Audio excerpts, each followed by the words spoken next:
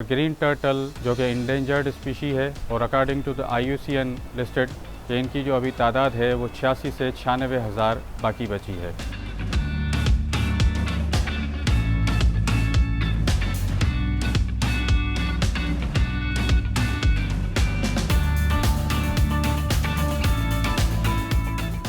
Sindh wild life department 1970 से लेकर आज तक मेराइन टर्टल यूनिट की कंजर्वेशन का काम करता हुआ आ रहा है और आज तक हमने 8,60,000 न्यू बॉर्न हैचलिंग्स को रिलीज़ किया है साहिल समंदर में।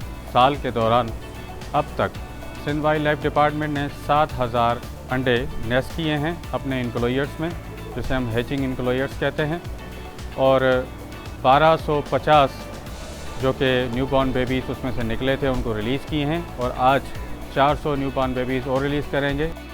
इंतज़ार कर रहे हैं कि इंशाल्लाह जैसे ही वो जो अंडे हमने लगाए हैं नेस्टिंग के लिए, जैसे ही वो हैच होकर बाहर निकलेंगे, मैच्योर होंगे, उनको हम साहिल समंदर की तरफ रवाना करेंगे अपने सफ़र के लिए।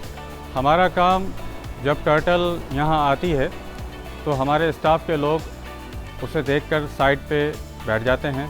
वो जाके अपनी पिट बनाती है, पिट में वो एग लेइंग करती है।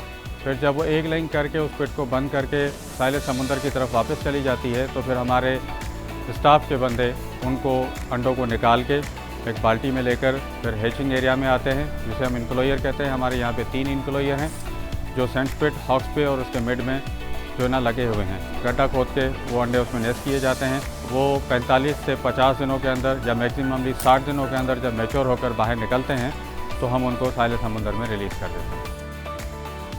जब हमारे स्टाफ को हम फुली ट्रेन कर रहे हैं ताकि अब जो रवां साल आएगा उसमें हम वो अंडे उठा के इंक्लोयर में नहीं रखेंगे। जहाँ पे कछुआ अंडे देगा हम वहीं पे अपना जो है ना नेस्ट लगाएंगे और उसको प्रोटेक्ट करेंगे और उम्मीद करते हैं कि अगले साल ये 7-8 हज़ार है, इंशाल्लाह 20-30 हज़ार बच्चे या उससे भी ज़्यादा अगर अल्लाह ने हिम्मत दी तो इंशाल्लाह साहिल समंदर को हम रवाना करेंगे।